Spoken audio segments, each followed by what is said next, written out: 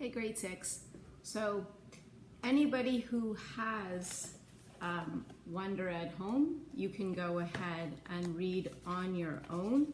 But for those of you who don't, I'm going to read today from 168. We'll do 168 until 179. And then we'll see how it's going. We'll have a bit of a class discussion the next time, so on Monday. And then I'll continue reading. So I'll always do that. I'll keep reading to those who don't have their books or who would prefer to just listen to the story. And otherwise, you read on your own from the sections that I ask. All right? Good? Let's go. So we were up to back from winter break. So before all this happened and we weren't in school, we had gotten up to all the emails back and forth between Mr. Tushman and Jack and what's his name's parents.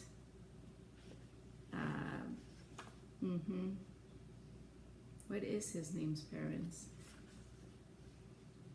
The parents of that mean boy. Yeah. All right, let's continue. Back from winter break. Despite what Tushman said, there was no clean slate when I went back to school in January. In fact, things were totally weird from the second I got to my locker in the morning. I know I read this already, but we're going to review. I'm next to Amos, who's always been a pretty straight up kid, and I was like, yo, what up? And he basically just nodded a half hello and closed his locker door and left. I was like, okay, that was bizarre. And then I said, hey, what up to Henry, who didn't even bother half smiling, but just looked away. Okay, so something is up. Dissed by 2 people in less than 5 minutes. Not that anyone's counting. I thought I'd try one more time with Tristan, and boom, same thing. He actually looked nervous, like he was afraid of talking to me. I've got a form of the plague now, is what I thought. This is Julian's payback. That's his name. Julian. And that's pretty much how it went all morning. Nobody talked to me. Not true. The girls were totally normal with me, and August talked to me, of course. And actually, I have to say both Maxes said hello, which made me feel kind of bad for never ever hanging out with them in the 5 years I've been in their class. I hoped lunch would be better, but it wasn't. I sat down at my usual table with Luca and Isaiah. I guess I thought since they weren't in the super popular group, but were kind of middle of the road jock kids, that I'd be safe with them. But they barely nodded when I said hello. Then, when our table was called, they got their lunches and never came back. I saw them find a table way over at the other end of the cafeteria. They weren't at Julian's table, but they were near him, like on the fringe of popularity. So anyway, I'd been ditched. I knew table switching was something that happened in the 5th grade, but I never thought it would happen to me. It felt really awful being at the table by myself. I felt like everyone was watching me. It also made me feel like I had no friends. I decided to skip lunch and go read in the library. The next chapter, The War. Sounds intense. It was Charlotte who had the inside scoop on why everyone was dissing me. I found a note inside my locker at the end of the day. Meet me in room 301 right after school. Come by yourself, Charlotte. She was already inside the room when I walked in. Sup, I said. Hey, she said. She went over to the door, looked left and right, and then closed the door and locked it from the inside. Then she turned to me and started biting her nail as she talked. Look, I feel bad about what's going on, and I just wanted to tell you what I know. Promise you won't tell anyone I talk to you. Promise? So Julian had this huge holiday party over winter break, she said. I mean, huge. My sister's friend had had her sweet 16 at the same place last year. There were like 200 people there, so I mean it's a huge place. Yeah, and, well, pretty much everybody in the whole grade was there. Not everybody, I joked. Right, not everybody, duh. But like even parents were there, you know? Like my parents were there. You know Julian's mom is the vice president of the school board, right? So she knows a lot of people.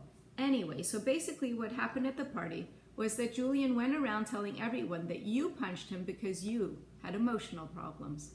What? And that you would have gotten expelled, but his parents begged the school not to expel you. What? and that none of it would have happened in the first place if Tushman hadn't forced you to be friends with Augie. He said his mom thinks that you, quote, unquote, snapped under the pressure.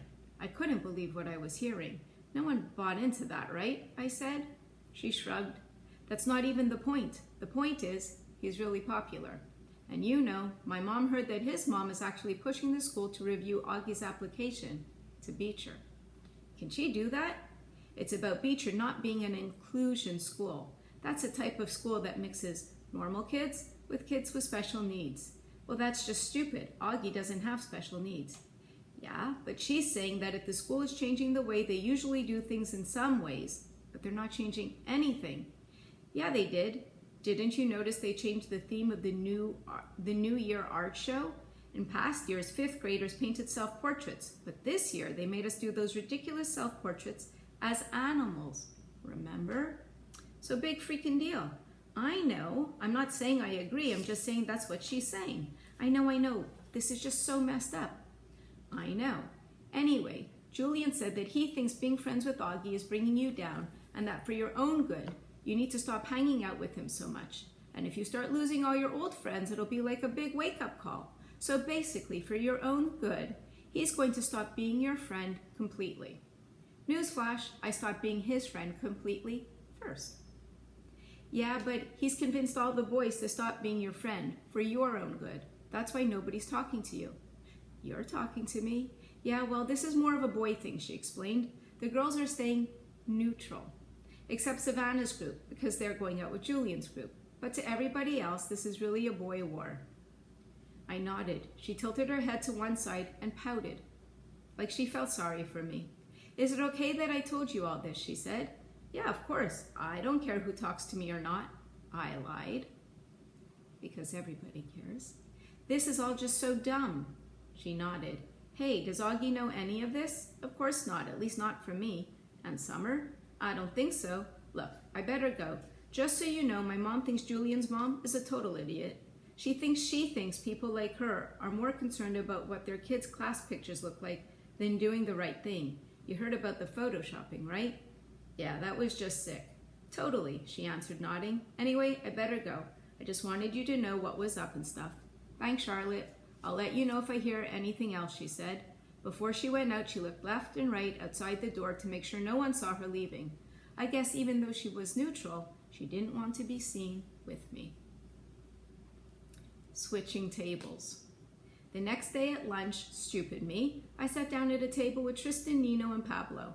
I thought maybe they were safe because they weren't really considered popular, but they weren't out there playing D&D at recess either. They were sort of in-betweeners.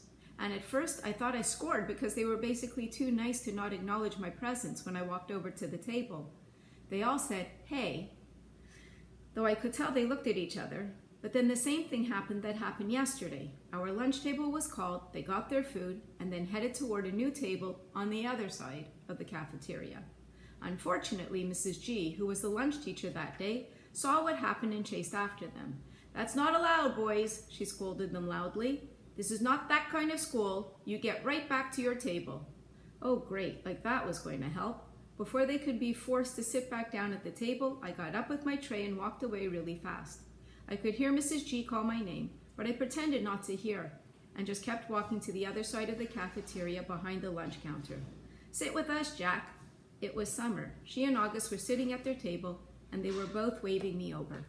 I'm going to stop there, actually, just to make sure everybody is up to date with things, and I don't know how long it actually takes for this to get downloaded so you have it in time for class. We'll pick up where we left off the next time. I'm actually going to send a message to you all now telling you that we're going to all log on together so I can take note of who has their books and who doesn't. So I'll see you all in a little bit. Take care, guys.